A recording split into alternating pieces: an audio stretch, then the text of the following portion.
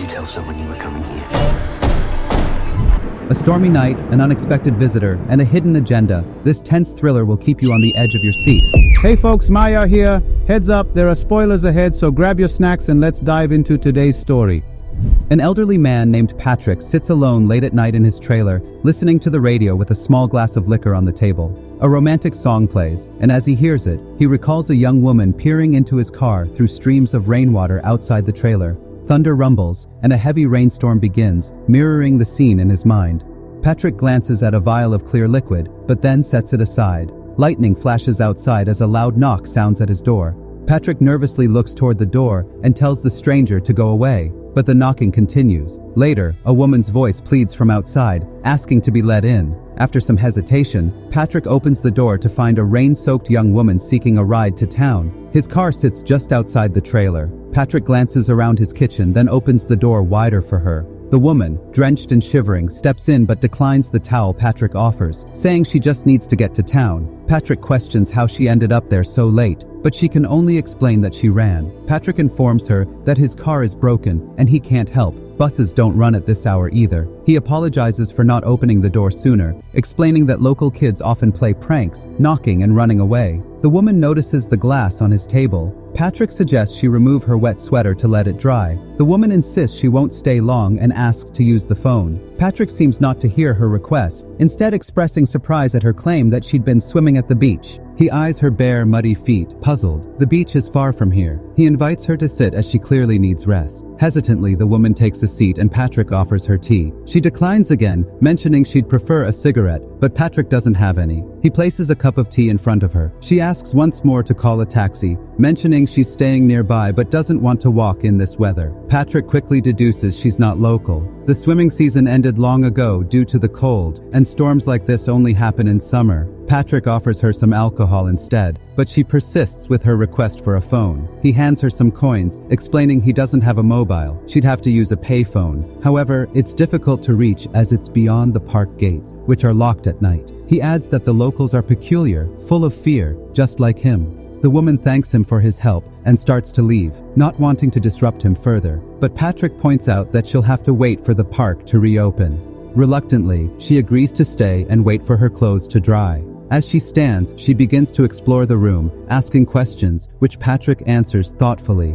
He shares that he grew up by the coast and moved to the city in his 20s. While wandering, she finds a few feminine items on a dresser. She examines a small watch and admits she's unemployed too, constantly unlucky, something they seem to have in common. But Patrick disagrees, mentioning he worked as an electrician until a shocking accident involving a light socket made him quit. After such an intense experience, routine work lost its appeal. He muses that people crave danger, seeking thrills through risky endeavors like skydiving. Meanwhile, the woman picks up a locket containing a lock of hair. Patrick continues musing about human nature's draw to danger before asking where she's staying. The woman gives vague answers, arousing Patrick's suspicion. She also claims she's never been here before. Though Patrick finds her face oddly familiar, he takes the locket from her and suggests she take a shower to warm up, noticing her shivering. She eventually agrees and heads to the bathroom. Behind the closed door, still wary of Patrick, she studies herself in the mirror, fiddling with an earring. Then she steps under the water. Suddenly she notices the water running down her body turns muddy, mixed with streaks of blood washing away into the drain. Panicked, she hears Patrick knocking, bringing her a towel.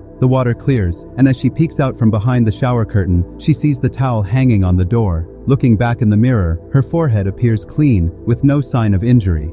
Meanwhile, Patrick heats soup on the stove and offers her a dry sweater, mentioning it belonged to an ex-girlfriend. He reassures her he's single and that she can keep the sweater. The woman admits she's alone too, struggling to take care of herself, which is why family isn't an option. She describes herself as independent, someone drawn to danger, only to regret it later. Patrick pours thick red soup into a bowl, surprised by her self-awareness. Most women, he says, blame others for their mistakes. She suddenly laments agreeing to stay late at work to lock the gates. This statement alarms Patrick, especially when he notices her earring. She moves to the couch with the soup while he rinses the pot, but she doesn't touch the soup. Instead, she asks about Patrick's nighttime activities. He admits he suffers from insomnia. Aging, he says, brings restless nights filled with nightmares, unlike childhood, where even after scary cartoons, sleep came easily. He washes the pot, watching the water turn red and thick like blood. Patrick reflects on how nightmares blur with reality, filling the mind with fear, making one wish to vanish or return to innocent dreams. Lightning flashes outside again, and the woman suddenly questions how she got in if the park gates were locked. Patrick is curious to know as well. Suddenly, there's another knock at the door, and Patrick asks the woman who might have known she was coming to him. The woman looks puzzled, insisting she didn't tell anyone. Patrick opens the door, but no one is there. Rain pours, the wind howls, and thunder crashes. He explains that the kids from the trailer park enjoy teasing him, knocking and running away. He steps back to the sink while the woman watches the door, thinking she saw him lock it earlier. Meanwhile, Patrick discreetly pulls out a vial of some substance and stares at it. The woman notices his boots by the couch and pours her soup into them. Suddenly, the power goes out, plunging the trailer into darkness. Patrick lights a flashlight and scans the ceiling where it seems someone might be walking above. He speculates that a tree might have fallen on the power lines, meaning she'll have to stay longer. He'd check outside, but he's reluctant to wear the Superville boots. The woman feels awkward, admitting she let her imagination run wild with scary thoughts, and now feels embarrassed. Patrick reassures her, emphasizing she's free to leave anytime. Patrick heads to check the circuit breakers, and the woman follows, using the flashlight to illuminate the way. Patrick opens the relay box, sharing a childhood story about being terrified of his father during a power outage. The woman glances down at a toolbox and suddenly notices blood on a hammer.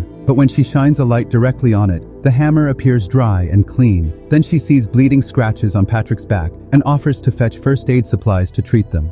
In the bathroom, she rummages through the cabinet and finds a vial containing her other earring. Amidst women's accessories, terrified, she tries to put the earring back but accidentally drops it down the drain. She senses someone lying behind the shower curtain with a rush of fear. She pulls it back only to find an empty tub. Meanwhile, Patrick drifts into another memory of the rain-drenched car. The woman returns from the bathroom, declaring she's leaving. Patrick tries to dissuade her, suggesting she wait out the storm and inviting her to play cards. He admits he only knows one game. I doubt it. The woman, however, demands to know why he has her earring. Patrick, offended, accuses her of snooping where she shouldn't. The woman insists she was trying to make sense of what's happening, and now firmly states she's leaving. She asks for the key, wanting to go home. Patrick, perplexed, asks what scared her so much. What did he do wrong? He let her in, gave her warmth, and offered her drinks. Yet she's repaying him with accusations. He laments that women always do this, bursting into his life only to tear it apart. What's she even doing here? The woman starts yelling, demanding the key, but Patrick calmly tells her the door isn't locked. She tries the door and finds it indeed unlocked. Embarrassed by her baseless outburst, she decides to stay.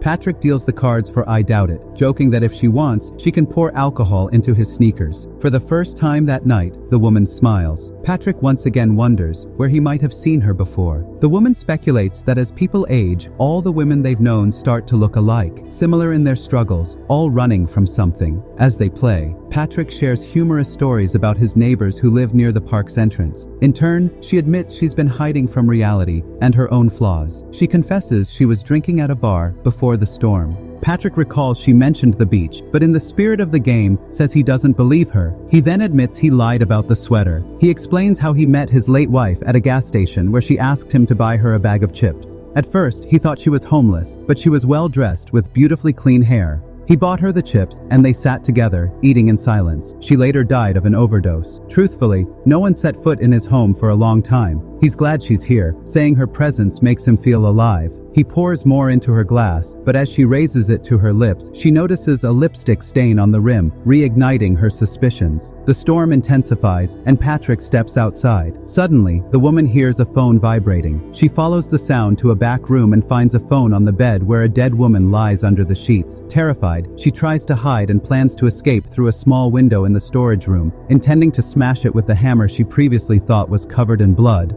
But when she picks up the hammer, it appears bloody again.